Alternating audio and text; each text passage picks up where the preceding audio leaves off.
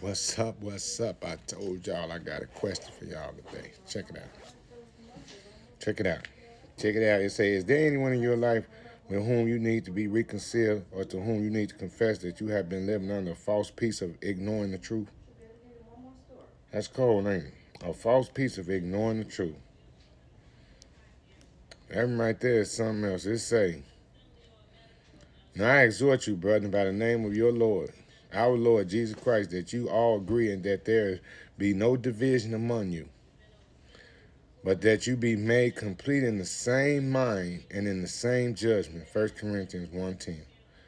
We don't have to be Christians very long to discover that the Christian life is a battleground, not a playground. This is because we are waging war in a conflict with a spiritual foe. One of Satan's strategies is to get us to forget that we are fighting a spiritual battle and to focus on the physical, tangible challenges we face instead. Unfortunately, he will often use people to do just that. Heard two brothers arguing yesterday, and that brother tried to tell him that. It say, do you ever think my life would be so wonderful if it weren't for people? Most of the problems that we face in one way or another can be traced back to people. It could be your mate, your family, your coworker, even people with whom you simply do business. If you look a bit closer, though, behind the scene of these conflicts and challenges in your life, you will see someone else who is lurking there with the conniving scheme to disarm and defeat you.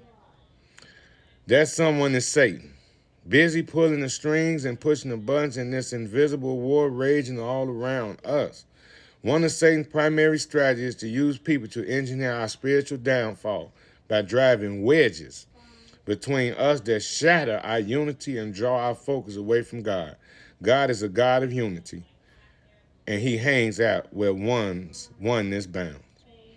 You all, that is so true, that Satan uses so many people. And if you are a person of faith and a person of peace, you just can't be around him. He said you have to dust your feet off and you have to flee. And you have to understand that yea, though you walk through the shadow of the valley of death, you shall fear nothing. For art with you, thy rod and thy staff comfort you. He has prepared a table before you in front of your enemies. So what that means, that if you ever go to a restaurant, what you see, you ask the waiter to bring you what you want on your table. So think about it. He prepared a table for you. That means he already put everything on there that you like, that you want. And he said in front of your enemies. You know what that means? That means you let God fight your battles. You don't care about them talking about you or none of that. They talks about Jesus. They talk about me. But at the same time, look at that. What are the enemies doing while he prepared a table for you? The enemies are sitting around watching you eat.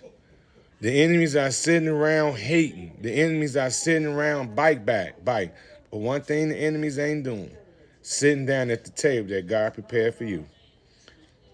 Dear God, it's easy to become distracted by what someone else is doing or saying and think that they are the real problem, when in fact, Satan is simply using them to bring about disunity and harm.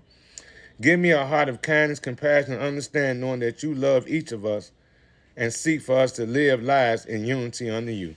Never be mad at men. Never be upset at men. Always do what I do.